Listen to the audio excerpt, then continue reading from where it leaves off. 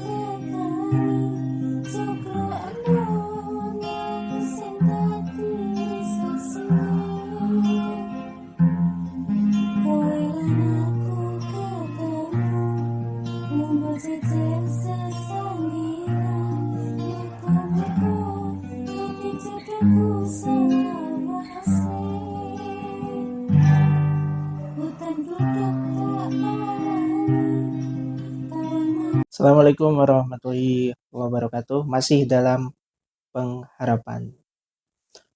Kadang kita itu selalu berpikir, selalu ingin maju ya, ingin mendapatkan kehidupan yang lebih baik dan lebih maksimal lagi dalam banyak hal, utamanya dari sisi finansial dan juga dari sisi kebahagiaan. Duh, bahagia lagi ya.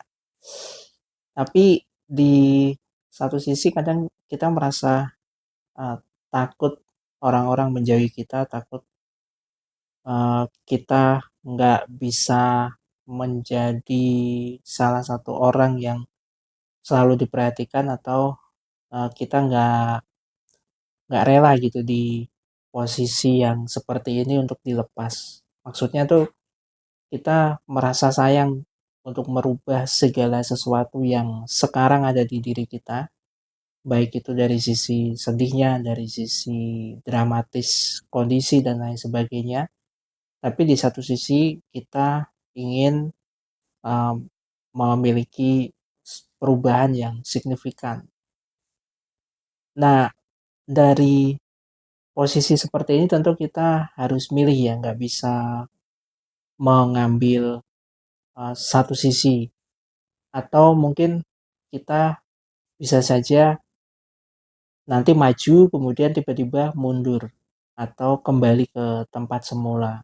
Jadi misalnya kita punya pencapaian gitu, katakanlah kita berhasil dari sisi karir kita gitu, bisnis, atau kita ikut kerja di orang dan kita berhasil, karirnya naik, tapi tiba-tiba karir itu kembali di titik yang awal atau malah nol.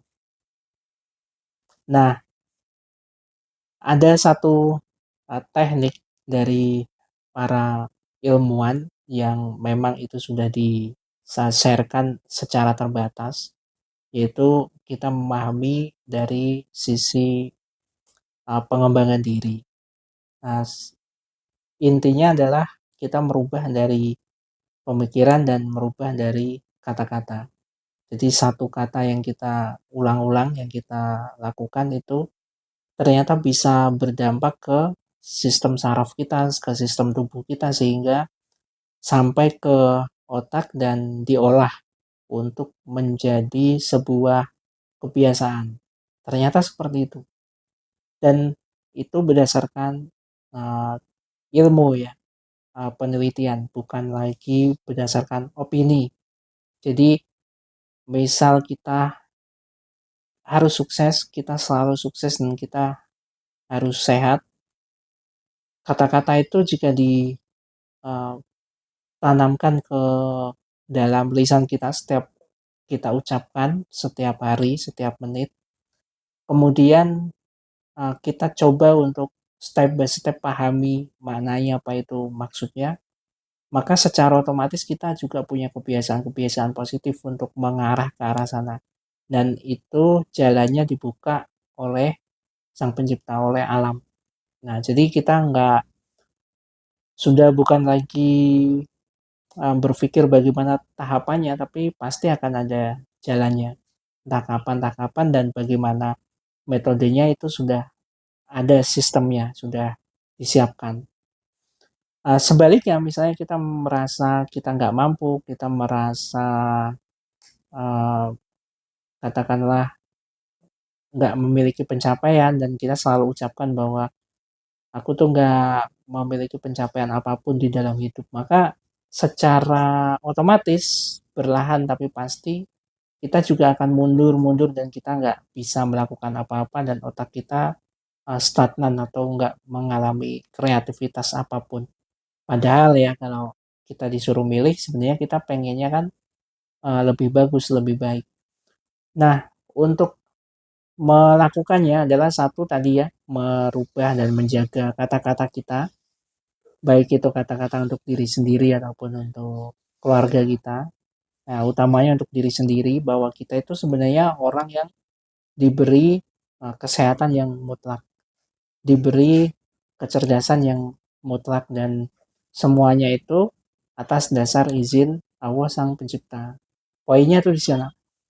Yang kedua, kita selalu mengatakan pada rasa-rasa yang tadi ya, khawatir, rasa takut, rasa kalau kita misalnya merubah kebiasaan kita nanti akan ditinggalkan oleh teman-teman kita. Kita mengucapkan kata-kata kepada rasa yang kurang nyaman itu untuk disampaikan bahwa kita jalani bersama, jadi nggak usah takut. Kita tetap maju, tetap mengalami transformasi dan terus berkembang dan menuju lebih baik.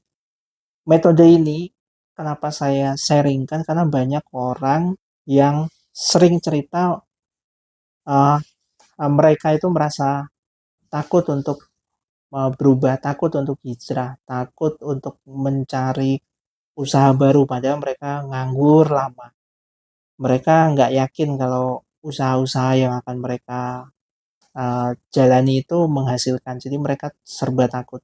Tapi mereka pengen maju, pengen mengalami perubahan dan mendapatkan finansial yang cukup.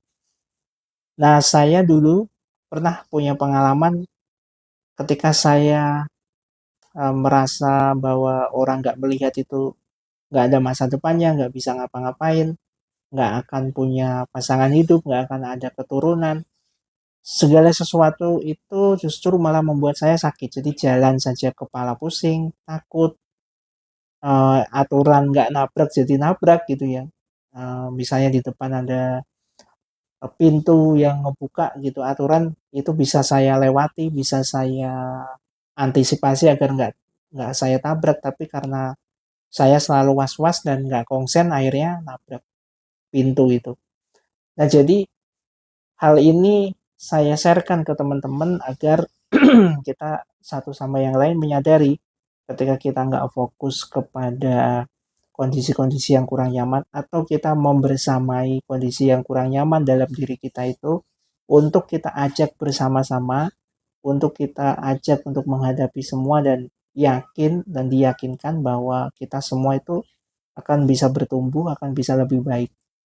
Nah, dengan seperti itu, saya kira kondisi problem baik itu secara individu, secara kelompok, ataupun problem di bangsa Indonesia ini, saya kira semuanya akan bisa teratasi dengan baik kalau individunya itu memang diberi kepantasan untuk menjalani segala sesuatu yang memang itu sudah siap lahir batinnya. Jadi mereka para pejabat sudah siap kapasitasnya dan bisa menjalankan peran dengan baik, menjaga amanah.